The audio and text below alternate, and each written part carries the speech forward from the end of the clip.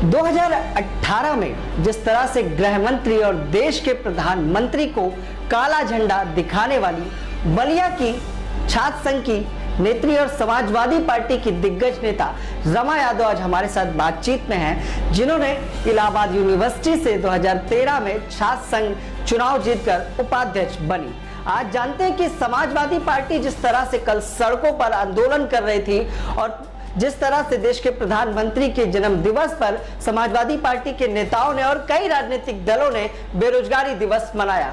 आइए जानते हैं कि आखिर जो आंदोलन कल सड़कों पर देखने को मिला, आखिर किस तरह की डिमांड सरकार से है। जिस तरह से विकास की बात सरकार ने कही थी, रोजगार देने की बात सरकार ने कही थी, लेकिन क्या वो रोजगार युवाओं को मिल पाए। जिस तरह से स्किल डेवलपमेंट, कई तरह की योजनाओं के माध्यम से सरकार ने ये दावे किए कि उन्होंने रोजगार दिया, लेकिन जिस तरह से कल आंदोलन देखने को मिला और पार्टियों ने विरोध जताया, उससे कहीं ना कहीं अभी ये लगता है कि रोजगार लोगों को नहीं मिल पाया। आज हमारे साथ खास बातचीत में है समाजवादी पार्टी की नेत्री रमा यादव, जो कि इलाहाबाद यूनिवर्सिटी से छात्र संघ का चुनाव भी जीत चुकी हैं। आइए बातों का सिलसिला शुरू करते हैं और जानते हैं कल के आंदोलन के बारे में और किस तरह से डबल एमए पास युवा जो बेरोजगार और सड़कों पर घूम रहा है, सरकार से जिस तरह की उसने आस जताई थी, क्या वो आस पूरी हुई? अगर पूरी हुई है तो किस हद तक, या नहीं पूरी हुई तो किस तरह का आक्रोश युवाओं में है?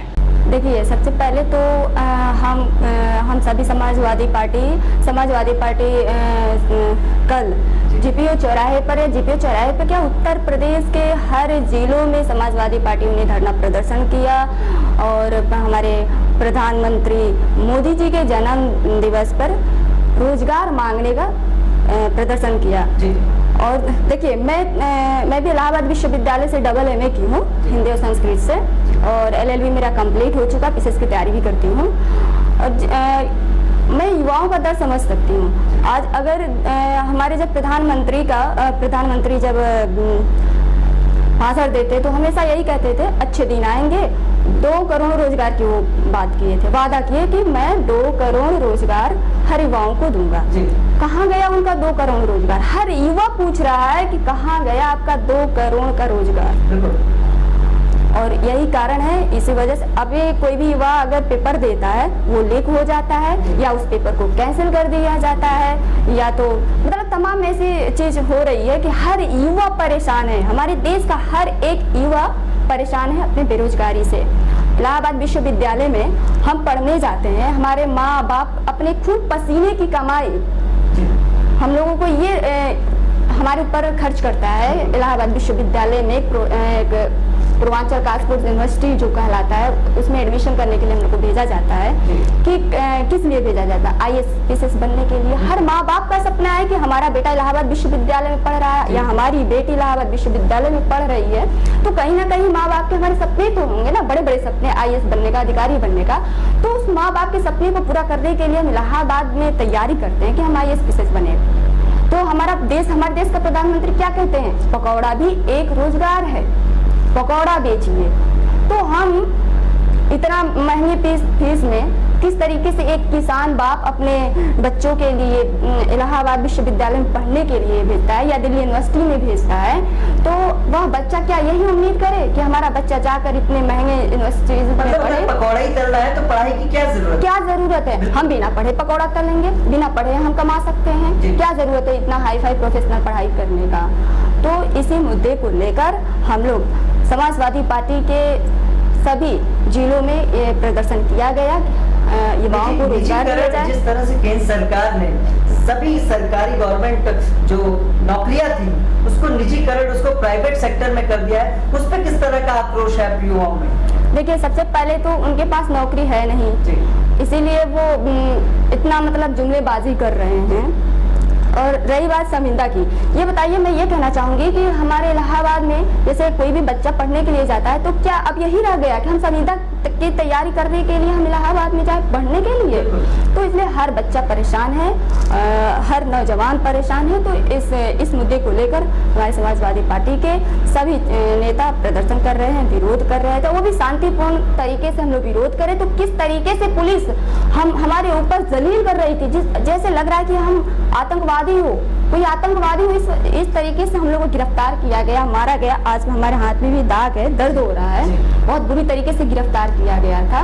अभी इसी घटने पर हमारे छात्र संघ के नौजवानों की कितनी बुरी तरीके से पुलिस मारी है, तो इसका तो मैं घोर निंदा करती हूँ। इस तरीके से नहीं करना चाहिए, क्योंकि वो स्टूडेंट है भाई, स्टूडेंट। हम अपने हक की लड़ाई मांगेंगे, हम अपना हक मांगेंगे, मेरा अधिकार है, ये मांगने का हक है। तो सरकार क्या है, सरकार यही कहेगी, पुलिस से यही कहेगी कि बच्चों को मारो, स्टूडेंट को मारो, तो ये गलत बात है, ऐसी सरकार नहीं चाहिए।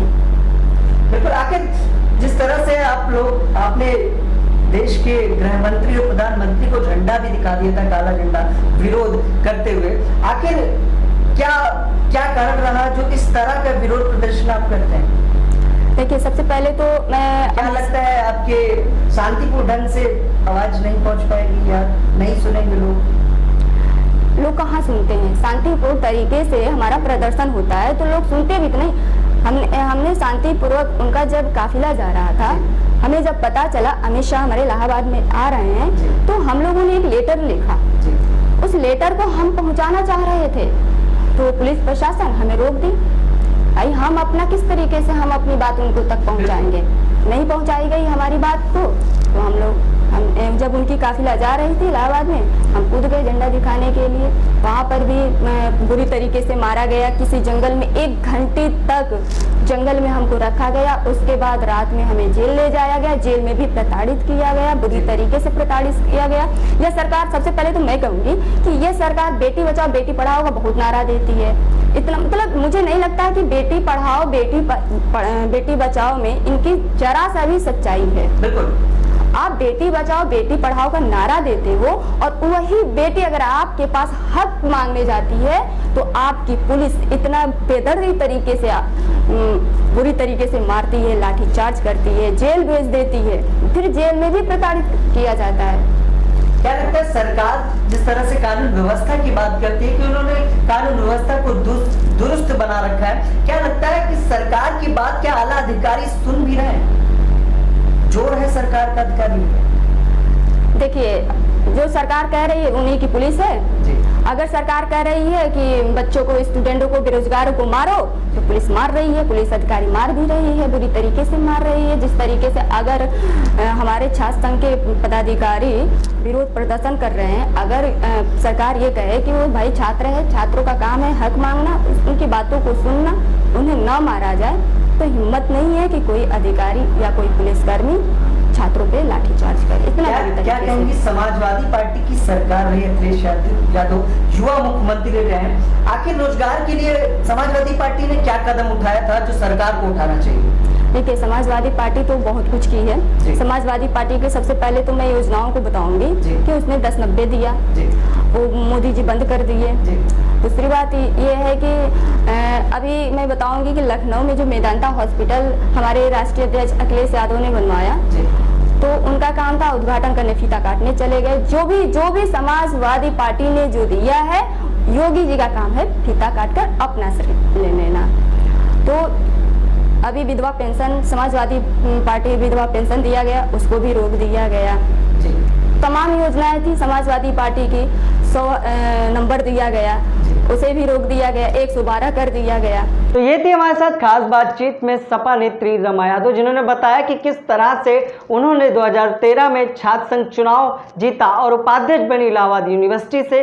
वहीं पर बेरोजगारी के मुद्दे पर जिस तरह से समाजवादी पार्टी के नेताओं ने कल सड़कों पर संघर्ष किया और बताया कि किस तरह से उत्तर प्रदेश की सरकार ने जो 2 करोड़ रोजगार देने की बात कही थी वो अभी तक पूरी नहीं हो पाई। आज के लिए बस इतना ही, फिर मिलेंगे किसी खास बात के साथ, किसी खास शख्सियत के साथ। नमस्कार।